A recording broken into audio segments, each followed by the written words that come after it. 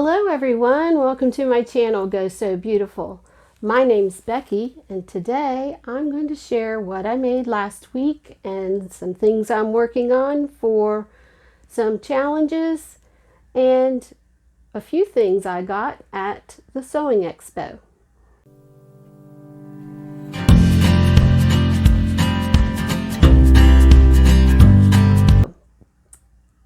In my last video, I mentioned that I really liked the top I was wearing, which was ready to wear, and I wanted to make another one just like it.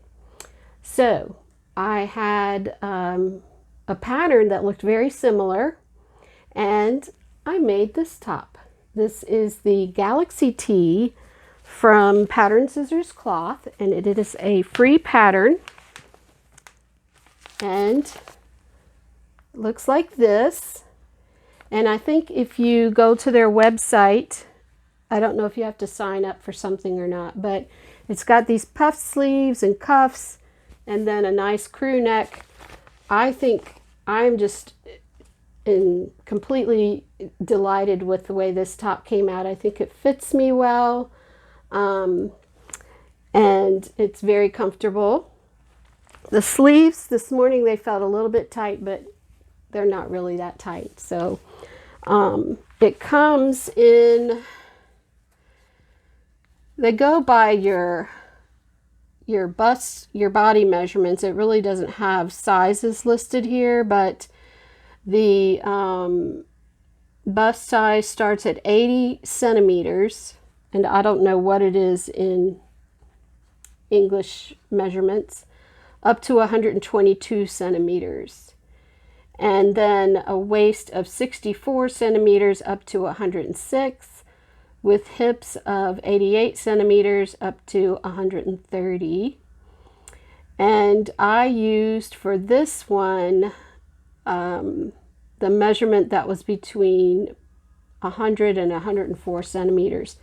And I compared that to my shirt, my ready-to-wear shirt, and it was spot on, the length and everything.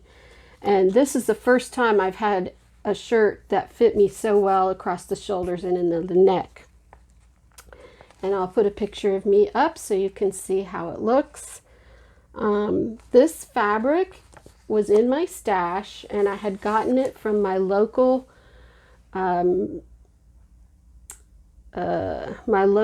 discount store called Fabric World in Stone Mountain, Georgia.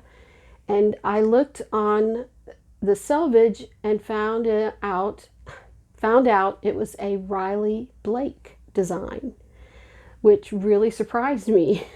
It is a really pretty print, but it's been sitting in my stash for quite a few years, and I had just the perfect amount of fabric for it. So I'll be making some more of these, I think. I may eliminate the cuff and just use elastic. I don't know. But this would also be great if you extended it into a dress. So I'm really happy with this pattern, and if you want a great t-shirt, check it out.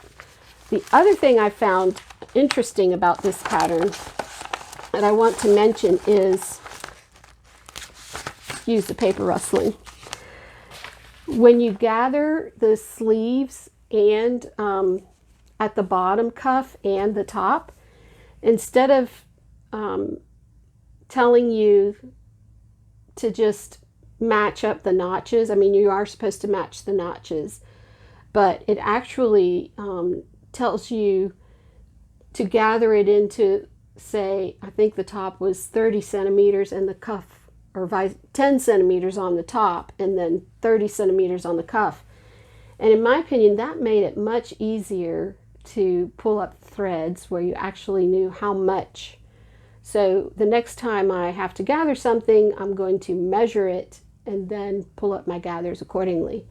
Of course, if you have something with a lot of tiers, that might be a little bit challenging. So the other thing I've worked on this week is a costume for a play that the school I work at is putting on. Every year they have something called the Mayfair Festival, and they always put on a play by Shakespeare. And this year they're doing the play As You Like It. And in that play, there's a character who is a female that actually plays a male. And she has to change costumes from a female costume to a male costume. So I have been tasked with making a skirt and a top. And this skirt is made from curtains. Now, it's still a work in progress, but the director of the play actually went to Goodwill and got these curtains. So this is the outer portion of the skirt, and then it's going to reverse to a cloak on this side. And it's just, I think it's going to be really neat. Anyway, I'll put a picture up of the girl who plays that part so that you can see that. And I'll probably enter it in the Selfless Sew April challenge that's being run on Instagram. So other things that are going on, a couple weeks ago, actually it's been a month now, there was the Sewing and Quilt Expo here in Duluth, Georgia. And I went with a friend of mine. I did not get to go to Florida to see Jen and the rest of the crew that was there, but I did go with a friend to the one here that's very close to my house, and I picked up a few things that I thought were really useful. So hang on and I'll get those for you. The first thing I got that I really have gotten lots of use out of, remove some things here, is this ironing mat.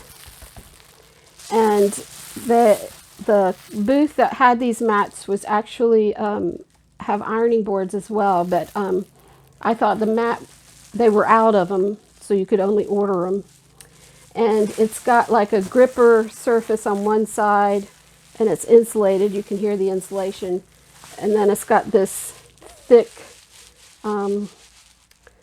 cover, and I think it's got some batting in it. And you can lay it right on top of your cutting table. I've got my cutting mat under here.